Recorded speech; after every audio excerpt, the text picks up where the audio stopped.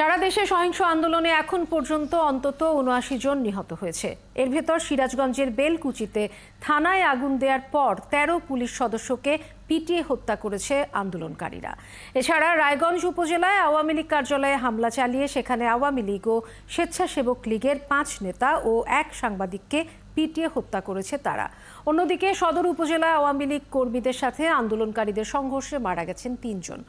সব মিলিয়ে রবিবার শুধু সিরাজগঞ্জ জেলাতেই ২২ জন মারা গেছেন। সংবাদ সংগ্রাহক শুভ শেখের তথ্য ছবিতে প্রতিবেদন।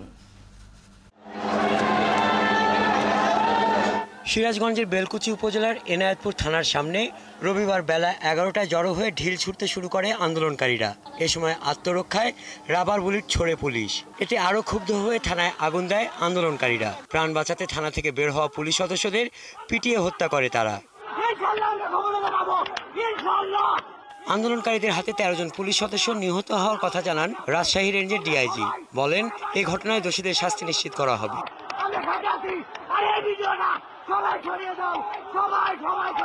এদিকে সকাল ১১টায় সিরাজগঞ্জের রায়গঞ্জ উপজেলার ধানগড়া আওয়ামী লীগ কার্যালয়ে জমায়েত হয় নেতাকর্মীরা। বেলা ১২টার দিকে সেখানে হামলা চালিয়ে আওয়ামী লীগ ও স্বেচ্ছাসেবক লীগের ৫ নেতা এবং দৈনিক খবরপত্রের সাংবাদিক প্রদীপ ভৌমিককে পিটিয়ে হত্যা করে আন্দোলনকারীরা।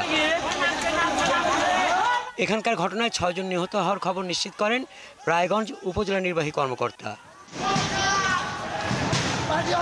এদিকে সিরাজগঞ্জ সদর উপজেলায় আন্দোলনকারীদের সাথে আওয়ামী লীগ ও পুলিশের সংঘর্ষে ৩ জনের মৃত্যুর খবর জানিয়েছেন সদর থানার ওসি সিরাজুল ইসলাম।